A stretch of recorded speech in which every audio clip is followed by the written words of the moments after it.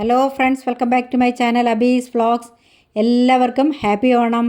ഞാനിന്നൊരു കിഡിലൻ അച്ചാറിൻ്റെ റെസിപ്പിയുമായാണ് നിങ്ങളുടെ മുമ്പിൽ എത്തിയിരിക്കുന്നത്. ഇത് എന്ത് അച്ചാറാണെന്ന് മനസ്സിലായോ? നമ്മുടെ കപ്ലങ്ങ അല്ലെങ്കിൽ ഓമയ്ക്ക കൊണ്ടുള്ള ഒരു അച്ചാറാണിത്.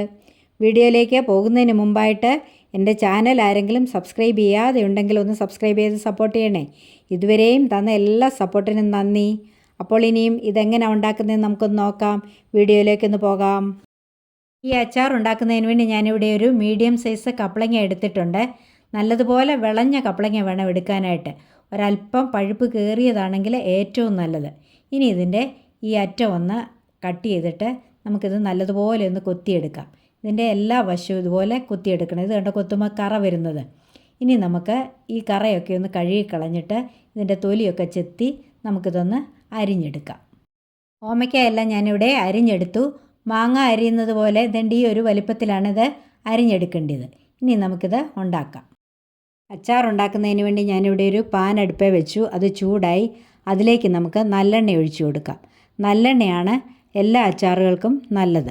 ഇനിയും ഇതിലേക്ക് ഒരു 1/4 ടീസ്പൂൺ കടുക് ഇട്ട് കൊടുക്കാം. കടുക് ഇവിടെ പൊട്ടിയിട്ടുണ്ട്. ഇനി ഞാനിവിടെ ഒരു 10-14 അല്ലി വെളുത്തുള്ളി എടുത്തിട്ടുണ്ട്.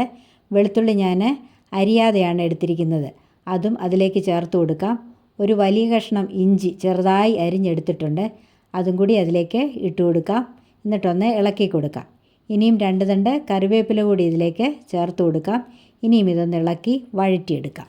ഇനിയും ഇതിലേക്ക് ഒരു നുള്ള ഉലുവ കൂടി ചേർത്ത് കൊടുക്കാം. ഉലുവ കടുക് പൊട്ടിക്കുമ്പോൾ ചേർക്കേണ്ടതാണ്. ഞാനപ്പോൾ ചേർക്കാൻ മറന്നുപോയി. എൻ്റെ കയ്യിൽ ഉലുവാപ്പൊടി ഇല്ല. ഉലുവാപ്പൊടിയാണെങ്കിൽ പൊടികൾ ചേർക്കുന്ന കൂട്ടത്തിൽ ചേർത്താൽ മതി. ഇനി നമുക്കിതൊന്ന് നന്നായിട്ടൊന്ന് ഇളക്കി വഴറ്റിയെടുക്കാം. ഇഞ്ചിയും വെളുത്തുള്ളിയും എല്ലാം ഇവിടെ വഴന്നു. ഇനി ഇതിലേക്ക് ആവശ്യമായ പൊടികൾ കൂടെ ചേർത്ത് കൊടുക്കാം. ഒരു 1/4 ടീസ്പൂൺ മഞ്ഞൾപ്പൊടി ചേർത്ത് കൊടുക്കാം. 3 ടേബിൾ സ്പൂൺ മുളക് പൊടി ചേർത്ത് കൊടുക്കാം.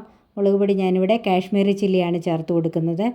1 ടേബിൾ സ്പൂൺ ഉപ്പ് പൊടി ഇതിലേക്ക് ചേർത്ത് കൊടുക്കാം. ഇനി ഞാനിവിടെ ചേർക്കുന്നത് കായപ്പൊടിയാണ്. അതും ഒരു 1/2 ടേബിൾ സ്പൂൺ വേണം. ഞാനിവിടെ ഡയറക്റ്റ് കുപ്പിയിൽ നിന്നും ചേർത്ത് കൊടുക്കുകയാണ്.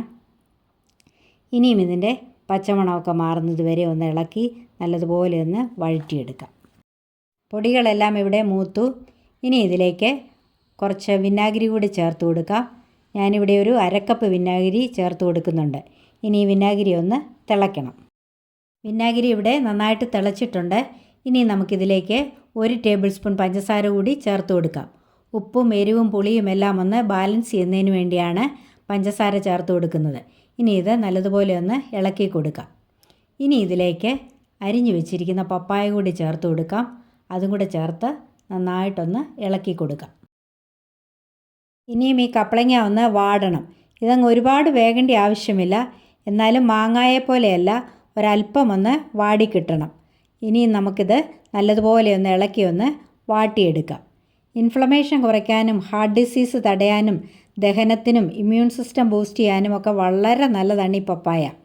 1 രൂപ പോലും ചിലവില്ലാതെ നമ്മുടെ തൊടിയിൽ നിന്നും കിട്ടുന്ന ഇത് ഇങ്ങനെയൊന്ന് അച്ചാറിട്ട് വെച്ചിരുന്നാൽ നമുക്ക് ആവശ്യാനുസരണം ഉപയോഗിക്കാവുന്നതാണ്. അത് ആരോഗ്യത്തിനും വളരെ നല്ലതുമാണ്. ഇത്രയും വെന്തേച്ചാൽ മതി. ഇതൊരുപാട് അങ്ങ് വെന്തു പോയാൽ ഇതിൻ്റെ ടേസ്റ്റ് അങ്ങ് നഷ്ടപ്പെടും. ഇനിയും നമുക്കിത് സ്റ്റൗ ഓഫ് ചെയ്ത് വാങ്ങി വയ്ക്കാം. അപ്പോൾ നമ്മുടെ സൂപ്പർ ടേസ്റ്റി ആയിട്ടുള്ള അച്ചാർ ഇവിടെ റെഡി ആയിട്ടുണ്ട്. ഇത് ടേസ്റ്റി മാത്രമല്ല ഹെൽത്തിയുമാണ്. അപ്പോൾ ഇതുപോലെ എല്ലാവരും ഒന്ന് ട്രൈ ചെയ്ത് നോക്കണം. എന്നിട്ട് എൻ്റെ വീഡിയോ ഇഷ്ടപ്പെട്ടെങ്കിൽ ഒന്ന് ലൈക്ക് ചെയ്യണം, കമൻറ്റ് ചെയ്യണം. മറ്റുള്ളവർക്കൊക്കെ ഒന്ന് ഷെയർ ചെയ്തുകൊണ്ട് തന്നെ ഒന്ന് സപ്പോർട്ട് ചെയ്യണം. ഇതുവരെയും തന്ന എല്ലാ സപ്പോർട്ടിനും നന്ദി.